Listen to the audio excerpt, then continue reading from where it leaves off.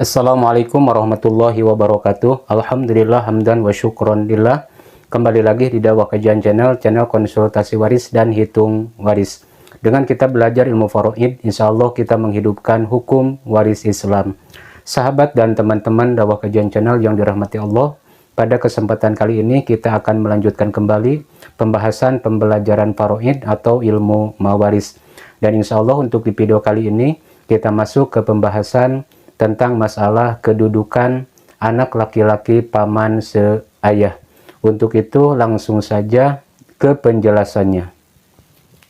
Sahabat dan teman-teman Dakwah Kajian channel yang dirahmati Allah, ahli waris yang ke-20 yang ada di dalam susunan ahli waris setelah jaujah, abun, ibnun, bintun, ibnul ibni, bintul ibni, jadun, jaddah, akhun syakik, uhtun syakikoh, akhun li'ab, uhtun li'ab, ibnul akhi syakik, ibnul akhi li'ab, amun syakik, amun li'ab, dan ibnul ammi syakik. Ada ibnul ammi li'ab, anak laki-laki paman seayah. Jadi sekali lagi ahli waris yang ke-20 yang ada di dalam susunan ahli waris ada ibnul ammi li'ab ya.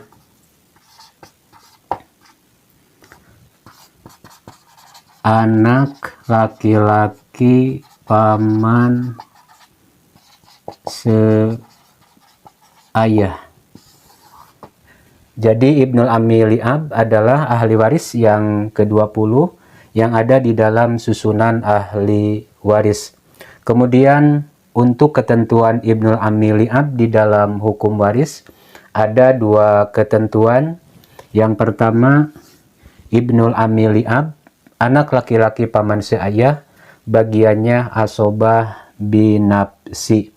Sama seperti ibnun, ibnul ibni, abun, jadun, akhun syakik, akhun li'ab, ibnul akhi syakik, ibnul akhi li'ab, amun syakik, amun li'ab, dan ibnul ammi syakik.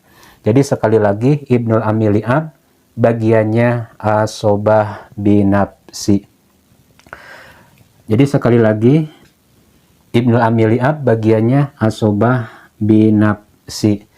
Kemudian untuk ketentuan ibnul ammi li'ab yang kedua ya, ibnul ammi li'ab, anak laki-laki paman seayah, bisa mendapatkan bagian dari harta warisan ketika tidak termahjub oleh ahli waris yang lain.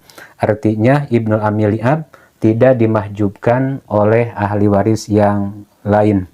Jadi sekali lagi, untuk ketentuan ibnul ammi li'ab yang kedua, bisa mendapatkan bagian dari harta warisan syarat ketika tidak termahjub. Siapa yang memahjubkan ibnul ammi li'ab? Yang memahjubkan ibnul ammi li'ab diantaranya ada ibnun, ada ibnul ibni, ada abun, ada jadun, ada akhun syakik, ada akhun li'ab, ada ibnul akhi syakik, ada ibnul akhi li'ab, ada amun syakik, ada amun li'ab, ada ibnul ammi syakik, dan juga uhtun syakikoh ketika mendapatkan bagian asobah ma'al goiri, dan uhtun li'ab sama ketika mendapatkan bagian asobah ma'al goiri. Itulah ahli waris yang bisa memahjubkan atau yang memahjubkan ke ibnul ammi li'ab. Jadi sekali lagi, ibnul ammi li'ab bisa mendapatkan bagian dari harta warisan ketika tidak termahjub oleh ahli waris yang lain. Itulah dua ketentuan ibnul ammi li'ab, anak laki-laki paman seayah di dalam hukum waris. Satu, bagiannya asobah, asobah binafsi. Dua, syarat ketika tidak termahjub. Kemudian kita masuk ke contoh ya. Misalkan di sini ahli warisnya ada jaujah, istri ya. Kemudian ada bintun, anak perempuan. Kemudian ada ibu. Kemudian ada ibnul ammi li'ab, anak laki-laki paman seayah.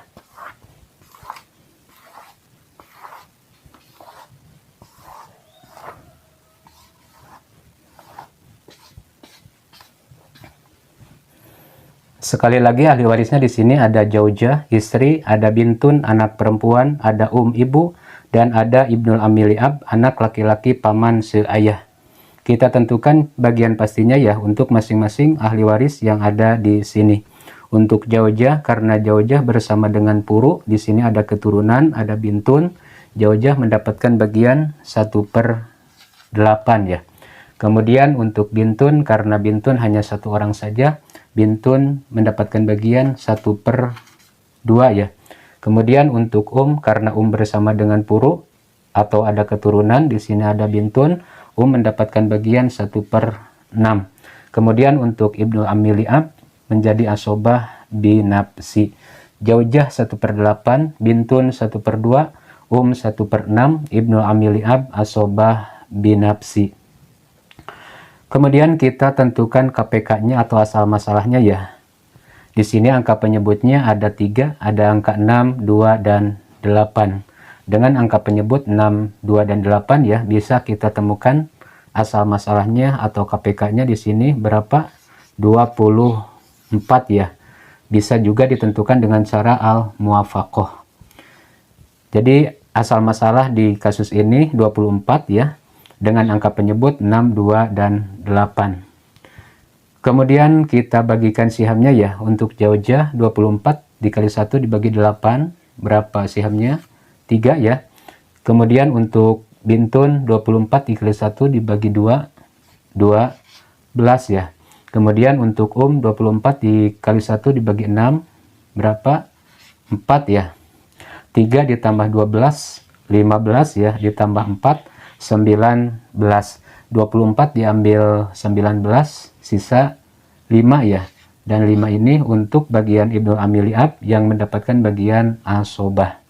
3 ditambah 12, 15, ditambah 4, 19, ditambah 5, 24. Jadi di sini majmu sihamnya 24. Misalkan tirkahnya di sini 24 miliar ya. Kita kembali ke rumus tirkah dibagi majmu siham dan nanti hasilnya dikalikan ke siham masing-masing ahli waris. 24 miliar dibagi 24 berapa? 1 miliar. Dan yang 1 miliar ini kita kalikan saja ke siham masing-masing ahli waris. Untuk zaujah sihamnya 3 kali 1 miliar, 3 miliar. Bintun sihamnya 12 kali 1 miliar, 12 miliar. Sihamnya 4 kali 1 miliar, 4 miliar. Kemudian ibnul ammi li'ab sihamnya 5 kali 1 miliar, 5 miliar ya. 3 miliar ditambah 12 miliar, 15 miliar, ditambah 4 miliar, 19 miliar, ditambah 5 miliar, 24 miliar. Di sini totalnya 24 miliar, di sini juga tirkahnya 24 miliar. Artinya hartanya habis ya, dibagikan ke ahli warisnya untuk zaujah, bintun, dan ibnul ammi li'ab. Zaujah mendapatkan bagian 3 miliar, bintun 12 miliar, 4 miliar, ibnul ammi li'ab 5 miliar. Dan di sini ibnul ammi li'ab, anak laki-laki paman seayah, mendapatkan 5 miliar dari bagian asobah binafsi karena ibnul ammi li'ab di sini tidak termahjub, artinya tidak ada ahli waris yang memahjubkan ibnul ammi li'ab. Itulah ketentuan ibnul ammi li'ab, anak laki-laki paman seayah di dalam hukum waris. Ada 2 ketentuan, 1 bagiannya asobah, asobah binafsi, 2 syarat tidak termahjub. Mungkin itu yang bisa saya sampaikan di video kali ini. Semoga bermanfaat dan ikuti terus video-video saya selanjutnya. Sekian dan terima kasih.